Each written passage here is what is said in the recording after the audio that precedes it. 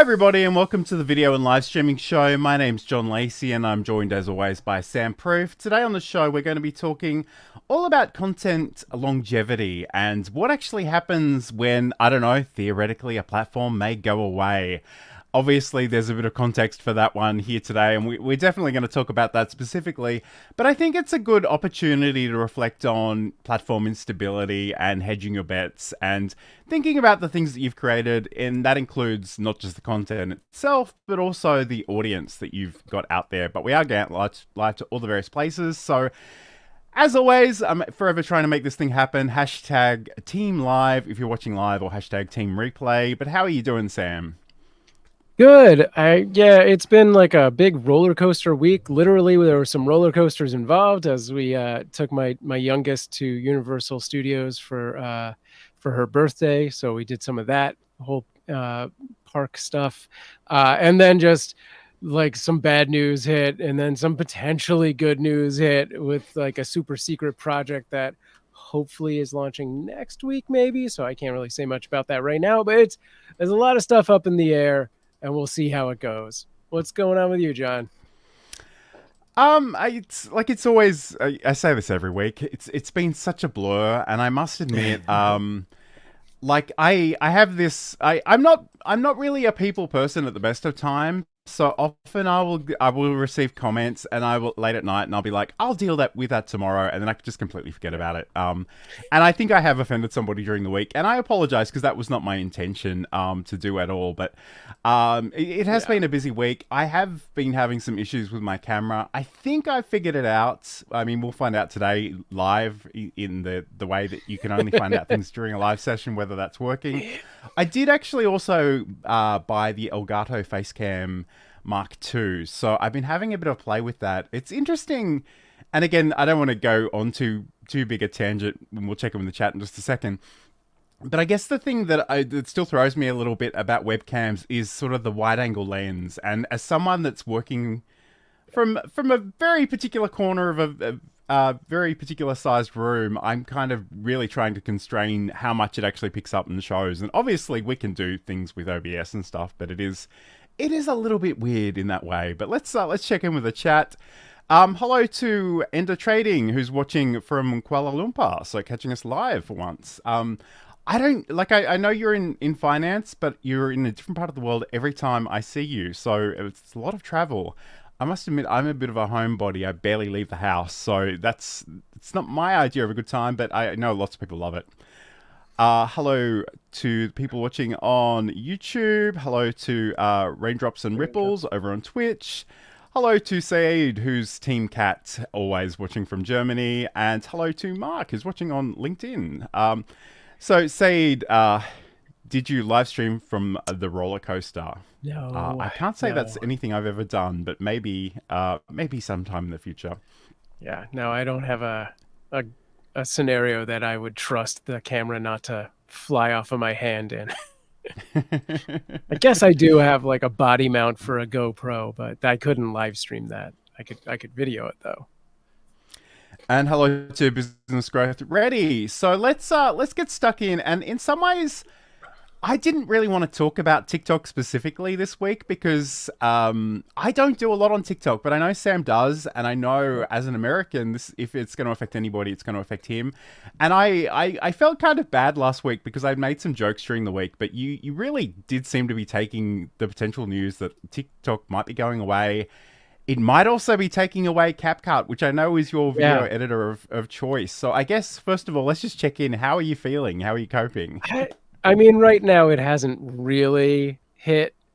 There's been unfortunately, a lot of confirmation that it probably does include CapCut, which I'm not happy about. Like, moreover than TikTok, CapCut is something I use all the time for every platform because this is just a real nice, video editor. So, like, what's with the collateral damage on this? CapCut's not spying on anyone. But yeah. I mean, hopefully the software itself, like, it'll continue to be useful for potentially a few years after everything goes downhill. If everything goes downhill, it just won't have any updates, and it won't have some of the the web connections, like probably some of those templates, those will go away. You got to download all of those in advance. But yeah, so aside from that, it still really hasn't hit me. I think there's a little bit of faith that I'm holding on to that it'll go to 4 or 5 different giant court cases, and somehow it'll get saved. I know a lot of people. It's funny because people are very polarized by this. Like they're either you know on board for like we got to take this thing down, or like they're like, but this is my livelihood. And there's a fair amount of the in between as well. But yeah, it's interesting for sure. And I guess that is something that is definitely true because, people I talk to, they're either like, I love TikTok, it's my entire life, I've got a TikTok shop, I've built this community, I've been part of Book Talk, or, there are all these communities that have been built on this platform specifically. And then there are a whole bunch of people that have never experienced it. Like they've never used the app, they've never gone to the website, and they don't really care. And in a lot of ways, we don't really want to talk about the politics of this. But I guess in some ways, the thing that I kind of grappled with a little bit during the week was just acknowledging that there are lots of things that are outside of my control. And in some ways, if TikTok goes, if it stays, that's going to have nothing to do with me directly. And I kind of just need to find a way to be okay with however this plays out. And again, as someone who's not an American, I don't know if the rest of the world will follow suit. Like there's just so many things you don't know. And you can't know. And go. I was going to say, we don't want to get into all of the will it, won't it kind of stuff, but along the lines of TikTok being banned, 2 days ago, Live.Space shut down its doors. So it announced 30 days ago that was going to be it. And about 2 weeks ago, it cut off all live streaming services. And then as of, 2 days ago, you go to their webpage and it's just a big blurry facade of what it once was. And at the same time, new platforms are constantly coming out. And we've always maintained, like, be careful to chase after the shiny thing, because this is exactly what'll happen.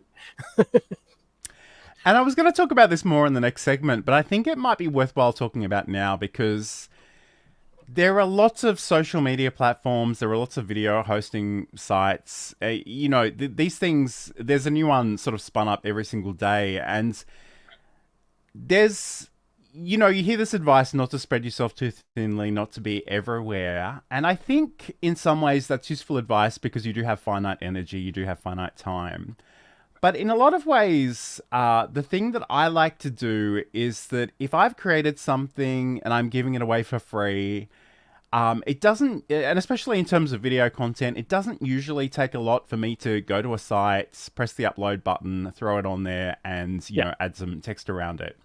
And I do that not really because I'm expecting to have a great presence on that particular website, but I do that in the interest of sort of hedging my bets a little bit. So if it does turn out that maybe Threads suddenly becomes the new hot thing, I'm not starting from zero. Like, I don't have hundreds of connections. I probably don't have that many at all because it's not a place I hang out very much. But I think we kind of need to acknowledge that different people have different preferences. And I think there are certainly social media tools. There are different nuances with different platforms as well.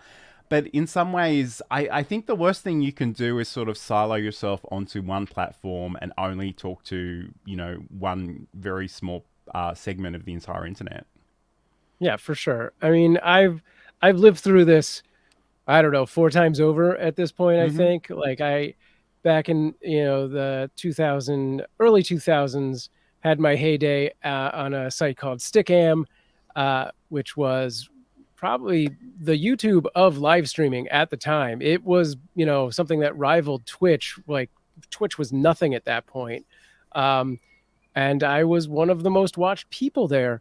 And then eventually, something like 2013, maybe they shut their doors. And it was like, all these companies do it on like February.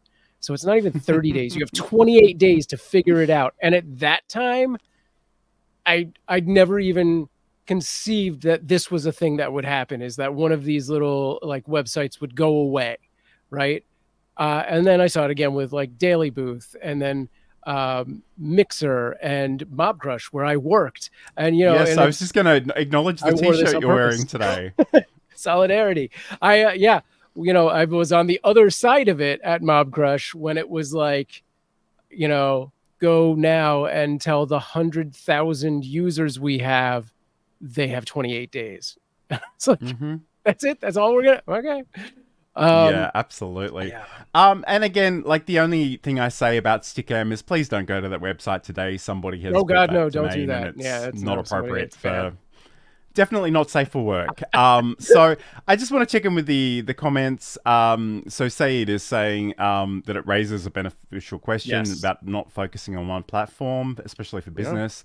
But I guess the other thing too, like there's always the possibility that you get Yes. locked out, you get hacked, you lose the accounts, maybe the account gets suspended.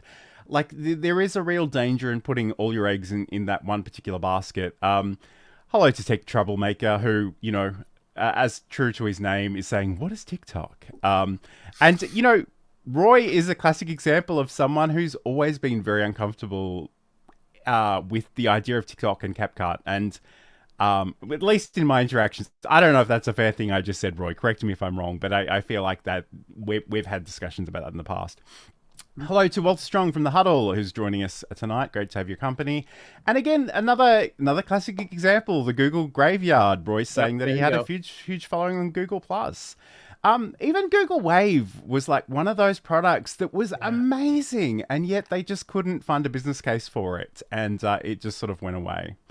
Yeah, I get real nervous about anything being acquired by like Google or Microsoft because they have such a history of like, we'll just buy that thing, and in a year when we can't make it work, we'll just ship it out for parts.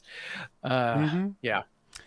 And like I didn't really want to go down this rabbit hole either, but StreamYard has been acquired again recently. Yeah. So we're all sort of waiting with bated breath to see what happens in that space as well. But yeah, it seems positive so far, so that's good. But yeah, although I'm already missing the town hall meetings with Dan Engage. I thought they were amazing, and I'm hoping that the new owners will do something similar because that was really really quite wonderful. But anyway, I guess in some ways, like TikTok, whether you're interested in TikTok or not, I think we do need to be mindful of platform instability, of sort of managing risk as a content creator, and I think that's kind of the broader conversation that we're having today. I guess, Sam, before we start to wrap up this first segment, is there anything else that you wanted to touch on in terms of TikTok specifically?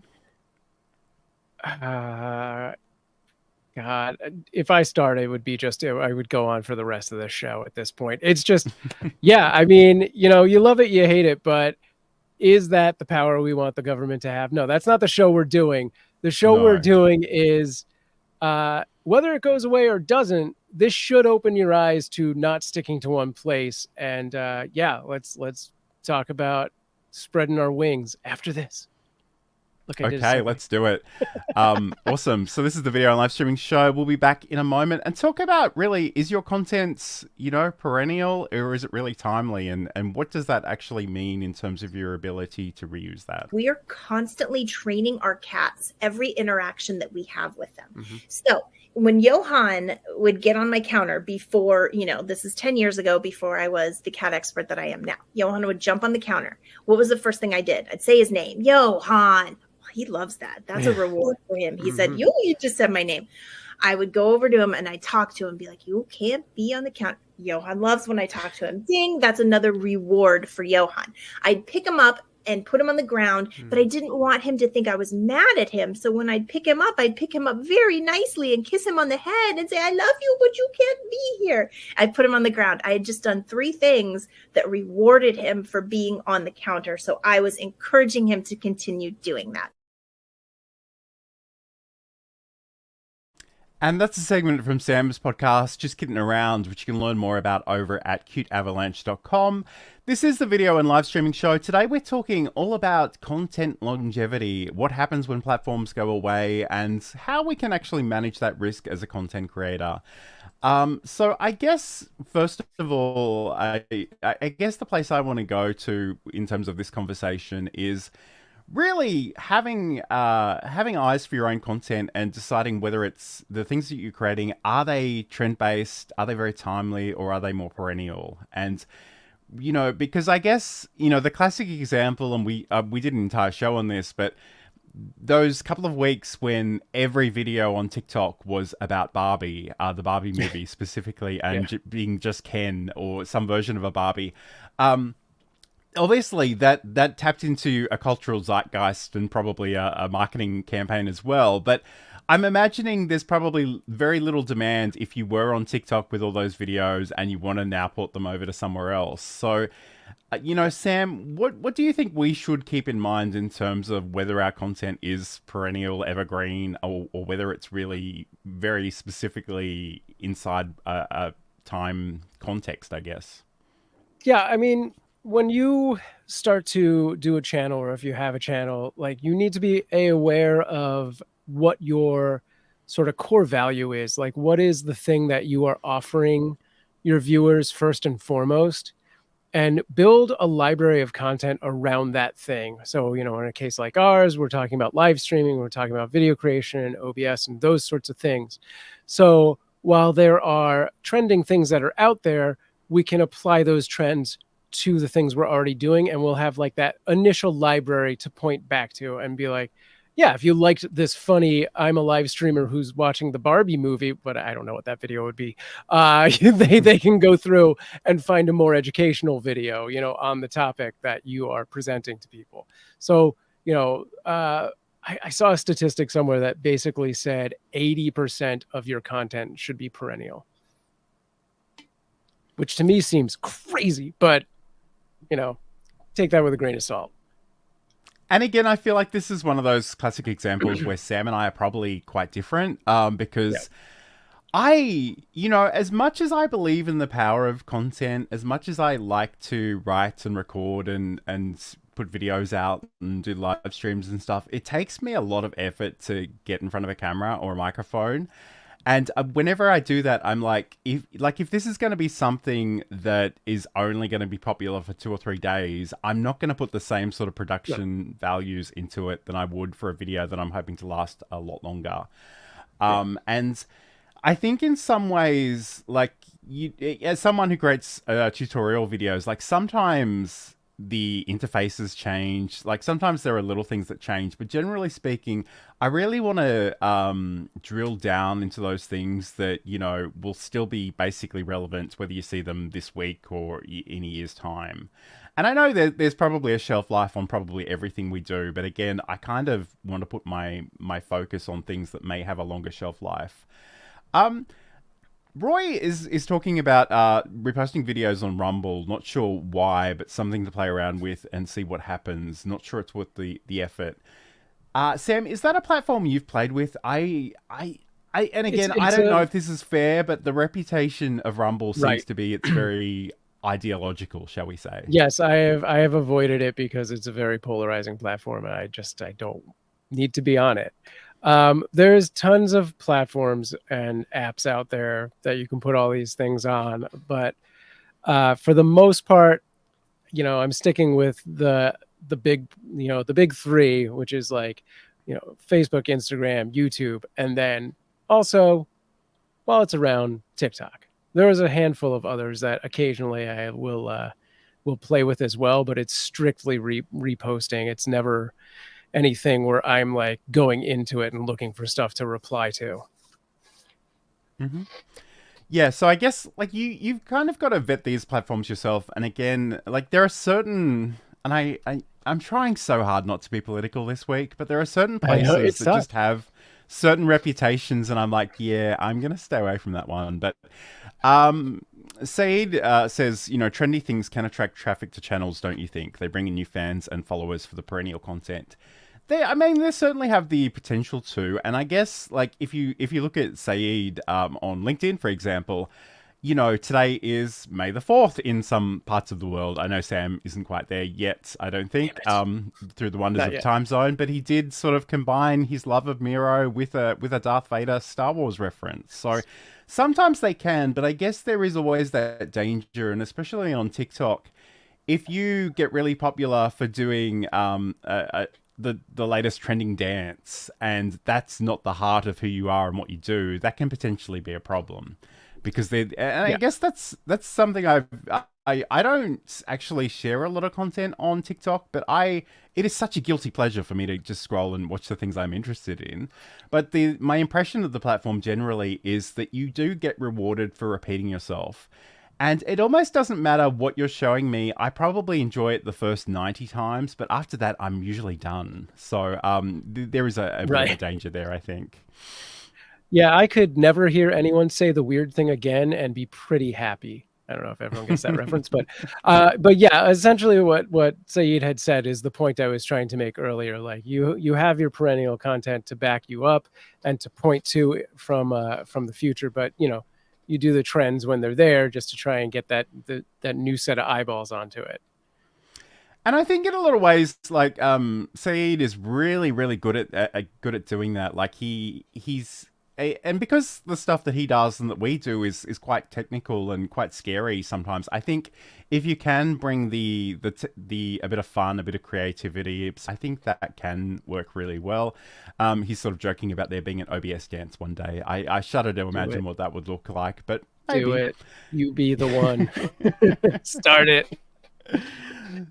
And I just want to acknowledge that, I guess Roy's had heard sort of similar rumblings about Rumble too. So there are some great comments that I kind of want to come back to in some of the next segments, but we'll get to them eventually. But I guess, and even the repurposing part of this is like, if you do have stuff that you can go in and repurpose and remix and all the rest, then it's often a really good idea to do that. And again, I feel like I'm the Saeed fan club today because I'm always really impressed by what he's doing. And he's done so many sort of trainings for smaller groups, and he's going in and repurposing a lot of that for YouTube. And like, I don't know, I feel like he had maybe 30, 40 subscribers a few weeks ago, and he's up to 150 already. So he's doing great stuff. And check out the Facilitator channel on YouTube if you haven't already. But yes, I think the other part of this, and again, I was going to touch on this later, but let's do it now. Depending on how you create the content, whether it's in app, for example. Like, we know that music licensing arrangements vary quite dramatically from platform to platform. So if you've got a song that's been burnt into your video and you can't get rid of it, there's probably a very little chance of you taking that same content from TikTok and then posting it straight onto YouTube without sort of negative consequences. So just keep that in mind too. Are there any things that you think people should think about in terms of moving stuff if they have used like TikTok or CapCut and some of the resources built inside of that? I mean, similar to having the music baked in, you can have from most of the main platforms out there, if you try to just download the video directly from the platform, it's going to get a watermark on it. There's a variety of tools out there that will get you around that, or if you're savvy enough just to edit outside of the app itself, or you can do that and then have your base there and then take the clean version and post that to everything. And generally with all of the apps, it's better if there's like text on screen and stuff. It's better to actually do that inside each app. So like put it on there so that you remember to do it, but then once you're inside the app uploading it, copy and paste it on top of what you've already put so that it actually registers with the app itself. So it bumps you up a little here and there. All of that kind of stuff. The more you do in the app itself to build the video, the more priority they tend to give you, especially I've noticed on Instagram. But yeah, you don't want to just reply to someone's video on TikTok and be like, that was great, download, and then put that onto 5 different platforms, because it's going to have the watermark, it's going to have whatever the music is. If it was a stitch, it's going to be a weird shape that doesn't play on all of those other platforms really well. So, take that, with a grain of salt. And like, I like to do everything in CapCut for now. And then you export it to TikTok and it saves a local copy without a watermark on it immediately. So you can just take that and run with it. I guess one of the things that confused me a little bit was, as someone that barely ever does anything on my phone in terms of actual content creation, was that CapCut on the mobile seemed to watermark your content in a way that it doesn't on desktop. And I had some really confusing conversations with different people, not sort of appreciating that was a thing that was happening. So yeah, I guess just be mindful of that. And I guess the other thing too is there's like an end card that you can easily delete, and then once you have two options when you go to export.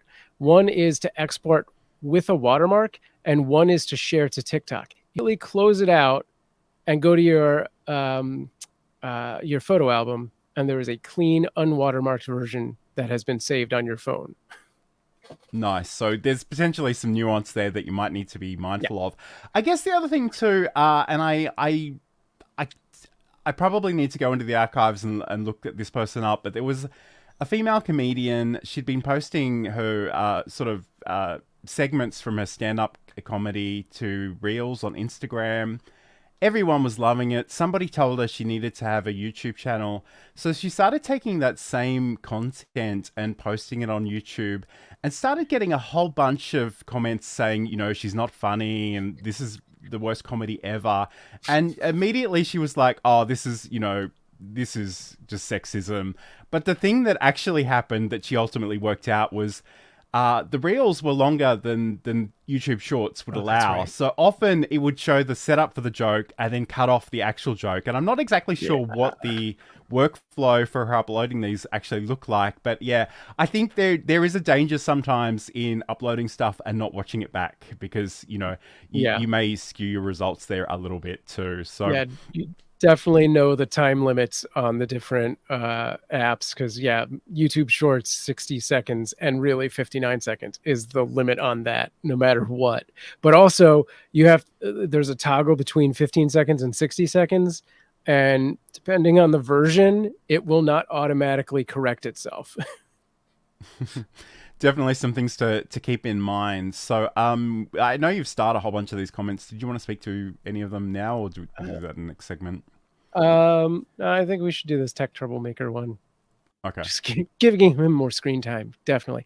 No, just because it was related to what you were saying about music and stuff. I think the big this is fine. Like Epidemics, God, I can't talk. Epidemic Sound, and there's a few other royalty-free sites out there that names are escaping me. That is great fix if you're just looking for music in general to use. A lot of what people do is like a sound that is trending, and so they'll jump on that. So in that particular instance, this wouldn't be the fix, but it might be. Like you might just be like, well, this video would still play if I can just like it. It depends. It really depends. A lot of the things that happen on TikTok are like related to lyrics and stuff like that. So it might be a fix. It might, for general videos, but probably not for a lot of trending ones. I think that's the statement. And I think the broader lesson from all of that, though, is just be mindful that you have the relevant rights for anything that you put in your video. I mean, there are all kinds of services out there. One of the weird things at the moment is there are some AI music generation tools that create things that are so derivative of each other that they're kind of setting off all the copyright things. It's a bit of a nightmare. And you know how much I love talking about AI at the best of times. But yeah, just something to keep in mind.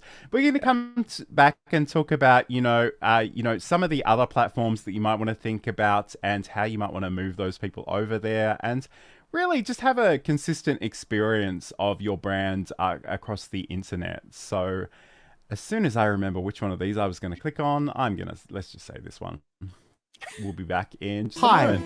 I'm John Lacey, and in Build a Presentation Muscle, I want to talk about finding your voice, refining and sharing your message, using tools and technology to share that message, and looking after yourself as a creator.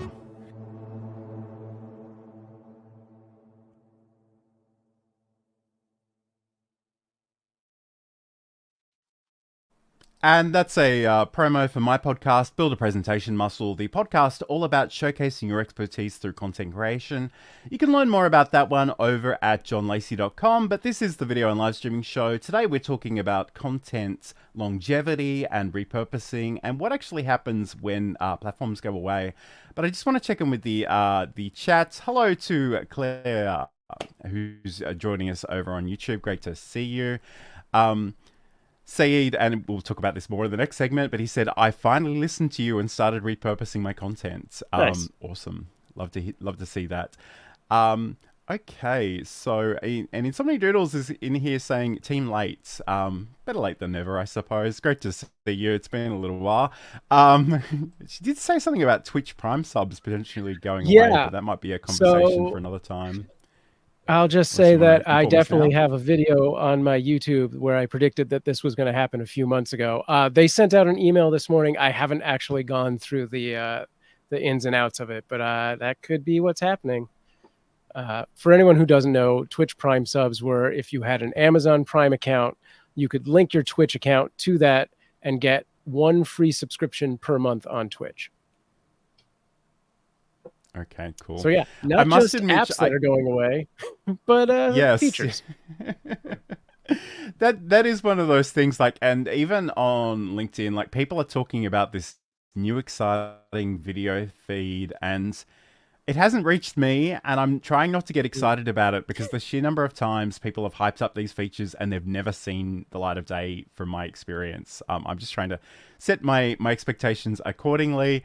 Again, Roy is saying he's not trendy or viral. I feel exactly the same. It's funny. And when I started on YouTube a million years ago, it did feel like a popularity contest, and I felt like there were people that were always going to be younger and more charismatic and better looking than me, so I sidestep all of that stuff these days. Insomnia Doodles writes, I went viral a couple of years ago, but that was the flu, and I do have a sound effect for that, which I could have used if I was a little bit more organized. Okay, so let's and again, I just want to check in with, so Claire is saying that she's uploaded stuff to YouTube with audio from Instagram Reels. And aside from monetization being switched off for that Reel, it doesn't seem to have any impact. Are there other issues to be concerned about? For the most part, that's it. Like, there are some rare occasions where it's not just that the monetization is turned off, but you do get a copyright strike. For the most part, with shorts specifically, that doesn't seem to happen as much. I haven't heard of any of those getting copyright strikes, just demonetized. So not a huge difference. I know on other platforms like TikTok and I think Instagram, they will mute certain videos if it's got a sound that either has been, DMCA'd or like some other reason. So there's also that potential issue. But yes, they're not like account threatening concerns generally. Okay, cool. Walter says LinkedIn would be a great alternative if they would provide replayability like YouTube. Walter, you can actually go in and watch previous LinkedIn Live sessions. They will stay there as a video unless you go in and delete them. So people can watch them after the fact. The only exception to that is we do have LinkedIn audio rooms, and those aren't recorded. I believe some of them might be recorded for just LinkedIn internal purposes, but if you weren't there for the live audio events, you can't experience it afterwards, but you certainly can with the video. So unless I'm misunderstanding something, let me know in the chat about that. I assumed he meant the sort of DVR feature that YouTube has, so you can scrub back on a live stream while it's live and see something that happened 10 minutes ago if you missed it. But that sounds more reasonable that it was that.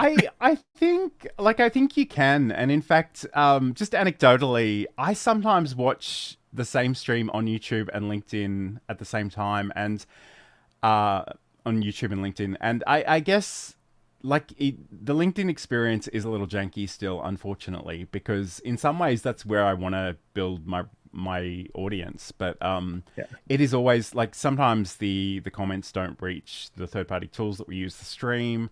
and I don't see comments until after the show is finished. But I think you might be able to do that. I'm not entirely sure, but we can sort that out later if you like. Again, Claire is just saying that the reel would make maybe 3 cents, so she's not super concerned about that, which is probably fair More enough. than mine. Yeah. And tech troublemaker Roy's being a little snarky here. Ooh, reels on LinkedIn. Who asked for that exactly?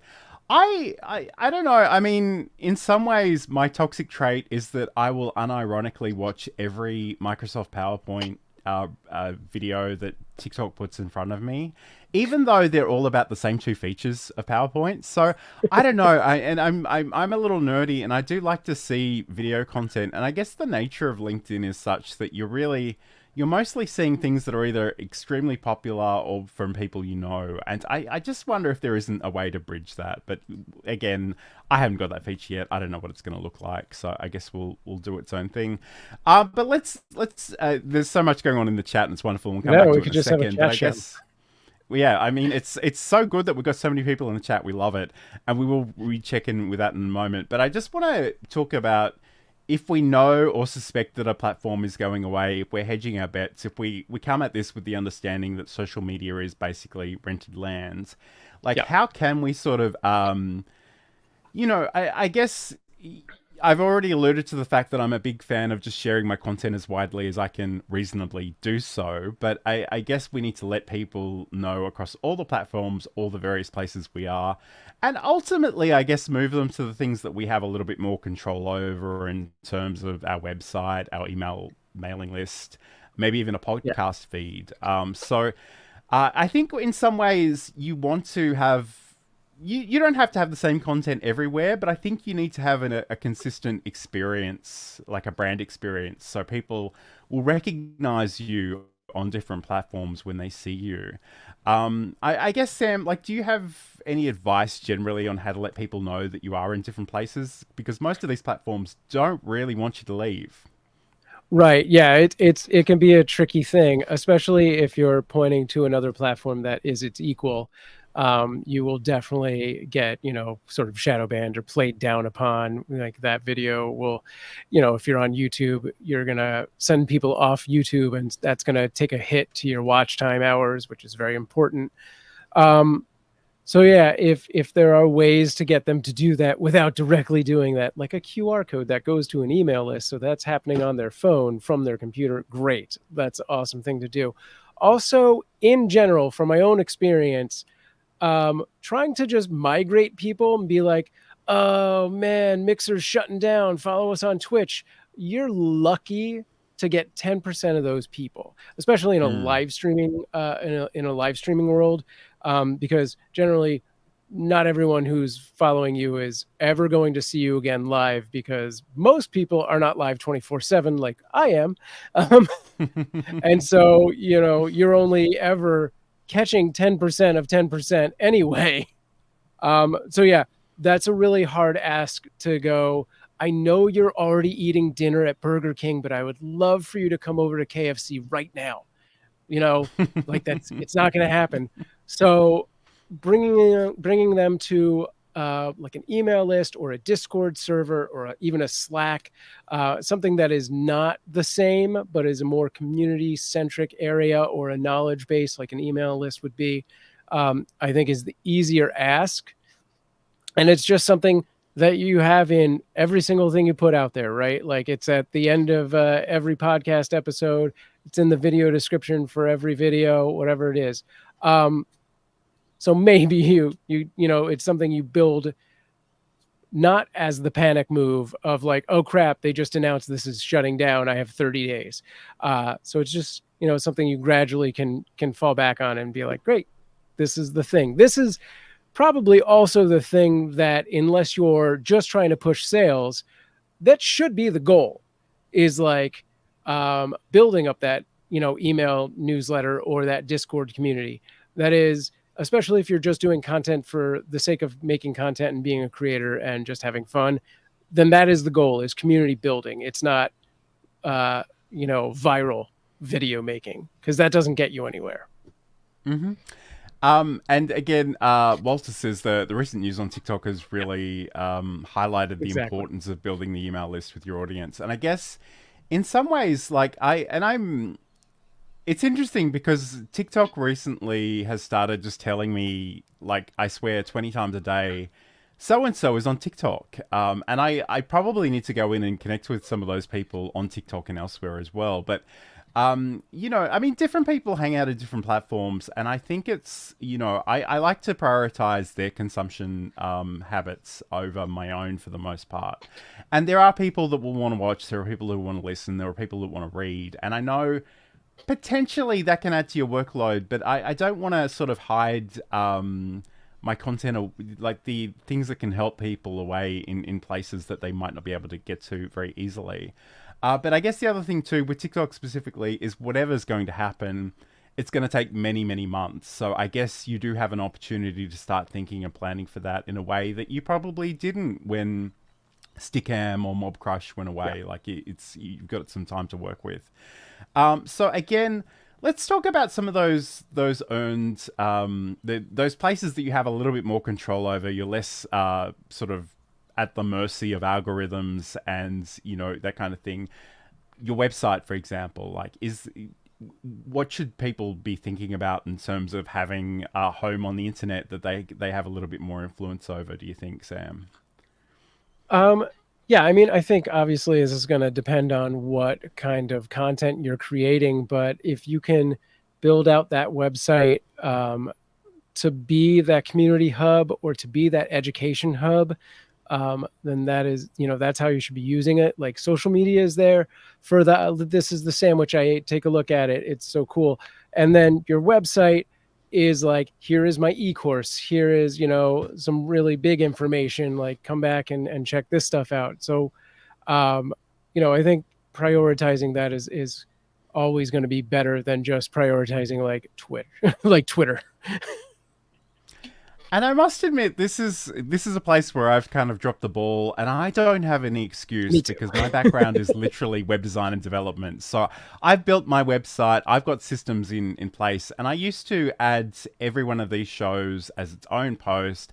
I'd write a little article about it, and I haven't done that in many, many, many months. So maybe that's something I need to revisit and pick up on. But I guess in some ways, like, people hang out on social media in a way that they probably won't hang out on your website unless it is jam-packed with lots of extra information. So I still think it's worthwhile to have a presence in these places that people tend to congregate. And even when I take short clips from this show, for example, and post them on places like LinkedIn, in some ways, my goal isn't about getting a lot of views or comments or likes or whatever. It's really about getting people to see me next to a microphone and go, oh, that person can speak to a camera. Right. That's an important thing to remember. And again, I know my goals in particular are quite nebulous because I'm not really looking to make money or sell services at this point in time. But I think that is definitely something to do. But whatever touch points you can maintain with people, and I feel like I've said this 7 times already in the show, but some people just naturally hang out on Facebook, and other people are like, Facebook, I don't want a bar of it, or I deleted my account 7 years ago. And I think in some ways you just need to plant these breadcrumbs across the internet and say, hey, I mostly hang out on this platform, but I'll remind you that I exist on some of these other ones as well. Yeah. I think, something that we've said in multiple shows is not to spread yourself too thin, which I almost always immediately back up with. But of course, register your username on that site. If you've heard it more than 3 times, get it. And case in point, a long, long time ago, there was another streaming site called YouNow. And I registered, Sam Proof. I actually did shows on the Sam Proof channel because my friend Andy worked there. And then not too long ago, somebody from actually reached out to the Kitten Cam, and I was like, oh, yeah, this thing. And I had already made an account at some point because I wanted to save my name. And it just so happened that I knew LiveSpace was going away. And I was like, well, and now I have the mental capacity and the bandwidth to both kinds, to let's see what happens with this. So a few weeks ago, or months ago, I guess at this point, I actually started streaming the Kitten Cam to you now, and it had a weird amount of quick growth. It like passed 500 followers very fast, and it already got monetized. They have like an immediate monetization strategy over there, but then we unlocked getting subscribers.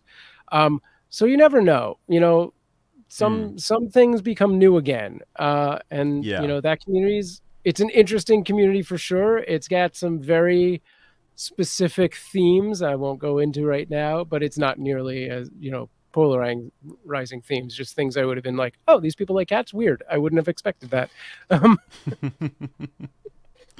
All right, just want to check in the chat.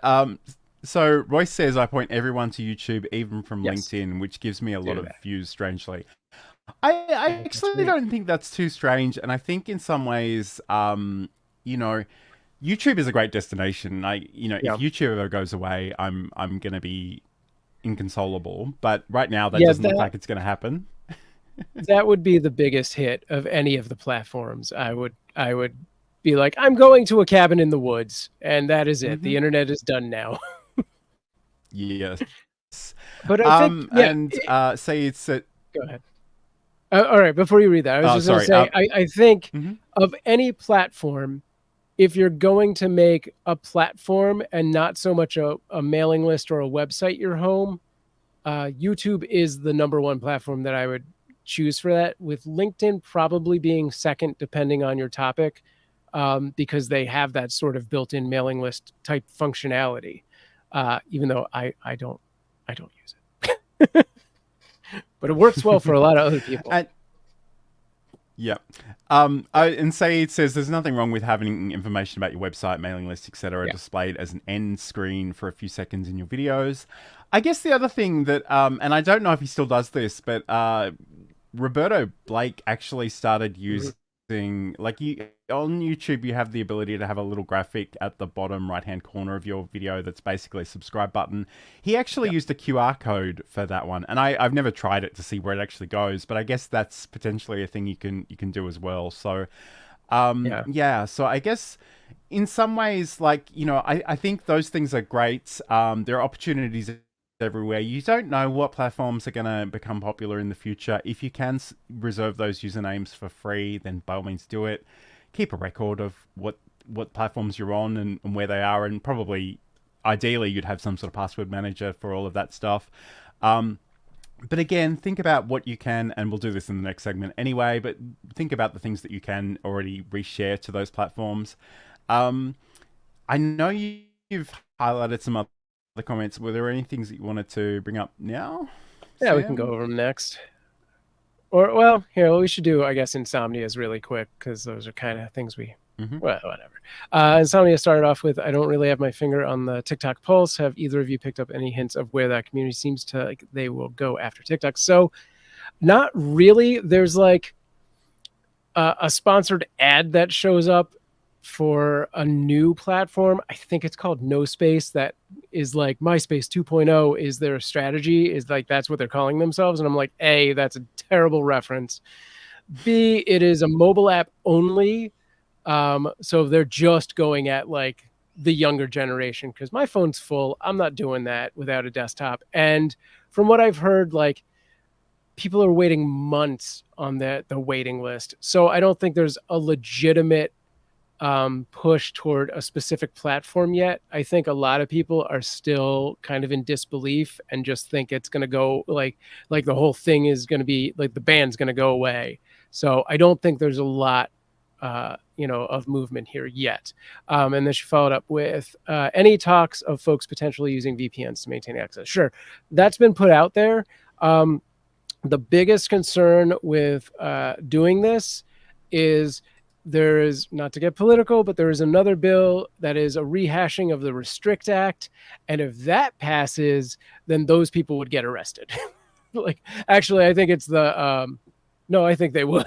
I forget how it's worded. But yeah, right now, that's a legitimate way to do it if it goes down. But they've already got the back door locked on that.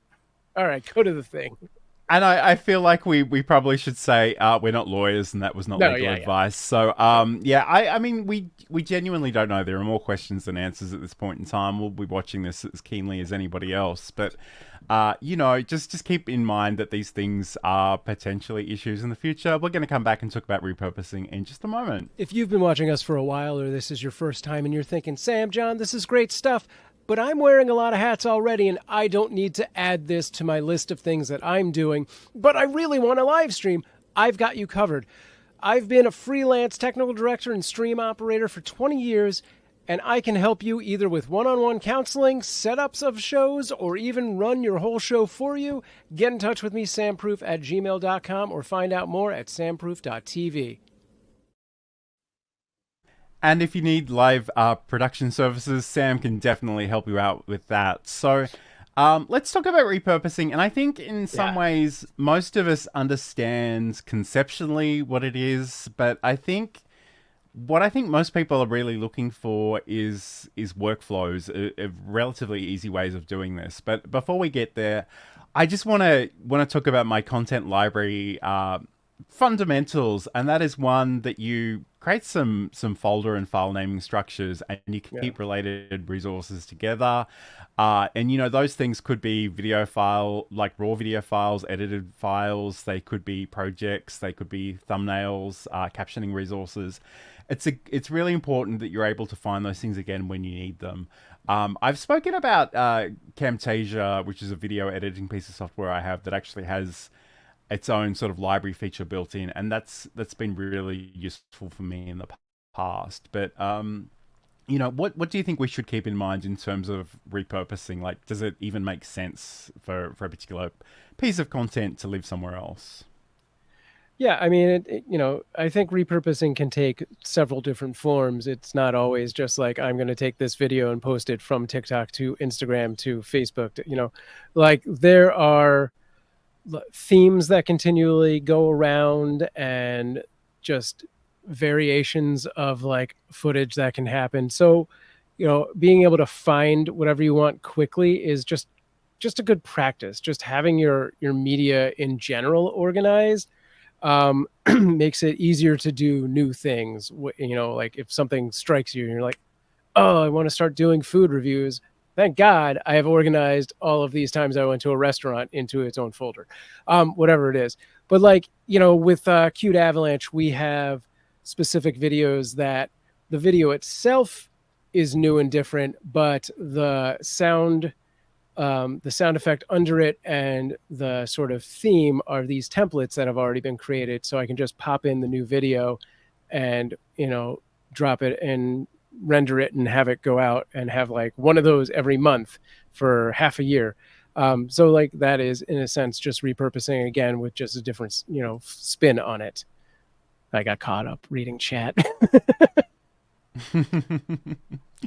Yes, I mean, there are all kinds of dimensions, and Roy mentioned earlier, make your content into segments. So you know, if you've got a longer piece of content, you can go shorter. You can splice out the key moments. There are all kinds of tools out there, including AI tools, and as much as I don't like AI, it's worth mentioning. I guess the other thing too is like, can you take a video and strip the audio out of it and use that as a podcast? Right. I'm kind of a bit of an audio snob at times, and one thing, and we don't even really talk about it too much, but we do, like Sam does take the recordings of this show and throws them up onto Spotify for podcasters, so you can actually go and listen to the show later on if you want to. Sometimes I'm not crazy about the audio quality of that, but that's just me being a control freak. And the thing about me as a consumer though is I listen to exponentially more audio podcasts than I watch videos during a week because I can multitask. And I used to really think they were philosophically different things, but I've reached a point now where as long as you're explaining what you're doing on screen, you know, I can always go back and look at the actual video elements of that if I need extra context or further information. So I had a bit of an epiphany late last year. I started just putting my audio podcast up on as a LinkedIn newsletter. I had the transcript, I had the Spotify player embedded, and there was a person that clearly doesn't listen to audio podcasts that said, "Hey, it's so cool that we can hear you narrate the article." And I think about that almost every day since, because it just goes to show we tend to assume that everybody sort of exists in these little contexts that we exist in, and it's just not true. And there are all kinds of opportunities to take these things and put them in other places. So I hope that all makes sense. The other thing, I mean, there's the whole, Gary V mentality of like, take one thing, make 90 things. So like, if you have the time, do it. Like, right? Like you start with a live stream like this, and you can break it up into, a dozen different shorts and 6 big YouTube clips that are VODs, regular format. And like, you can turn it into an audio podcast. You can then transcribe all of that, turn it into a blog post, take all of those sound bites, turn them into Twitter posts, and then make them into images with your face and a quote. You've seen all of these things. You've done one thing, and now all of the work is really what happens after it. Mm-hmm. And so you just wrote, what's the worst thing that could happen? People not watching, right? So I think, this is another anxiety that I think a lot of content creators have, is that they worry that they're pushing their content too hard. They're telling people about it every single day. But the truth is the algorithms are so fickle. I would say most people aren't seeing it the first 7 or 8 times. So you kind of need to get over that and really be quite unsubtle in the way that you make people aware of the things that you're putting out into the world. Saeed mentioned that there are all kinds of tools out there. My big thing, and again, everyone knows I hate AI tools, but my big thing is just check for the accuracy, because AI has a weird habit of hallucinating things that aren't true. So just make sure that you're not damaging your reputation if you lean too heavily onto those sorts of things. But beyond the AI side of this, there's a bunch of automation tools like IFTTT or Zapier that can just do some simple things. Like if you make a YouTube video, it then generates, like embeds the video into a WordPress post, takes the title from the YouTube video, takes the thumbnail from the YouTube video. So it's not even doing generative stuff at that point, just, doing that sort of manual busy work that saves you countless minutes every month. So like, there's tons of things like that as well, which if you're interested in, I'm actually conceiving of a video series on IFTTT automations. So maybe that'll happen soon. We'll see. And even little things like when a new live or a new video is sent to Sam's channel, like he has integrations that automatically tweet that out, automatically send that to Discord. And I'm a bit of a control freak. I do all of that stuff manually, and I probably need to get over that and just let some automation happen in my world, but I'm not quite there yet. But yeah, I guess in some ways, the other thing, and I keep coming back to that idea of control and influence, and I think the other thing that I really want to leave people with is you've built, if you've been doing this for any period of time, you've built up some skills, you've built up the hard skills of actually creating the content, editing the video, posting it, promoting it, all those things. But you've also developed your presentation skills, your ability to communicate, and you've built communities in different places. So worst case scenario, if you do have to start from scratch, you have a lot of learning, you have a lot of experience, you probably already know a lot of people. So really take some heart from that. And just know that, you're not starting from scratch, and whatever happens in the future, you can be nimble enough to sort of roll with those punches. Yeah. Okay. So, and I guess one other thing before I forget about it entirely, Saeed is saying that often the videos he sees are just updated versions of previous ones, like how to use OBS in 2003 and then 2004. So, I mean, if it works, it works. That's one of the other things that we talk about.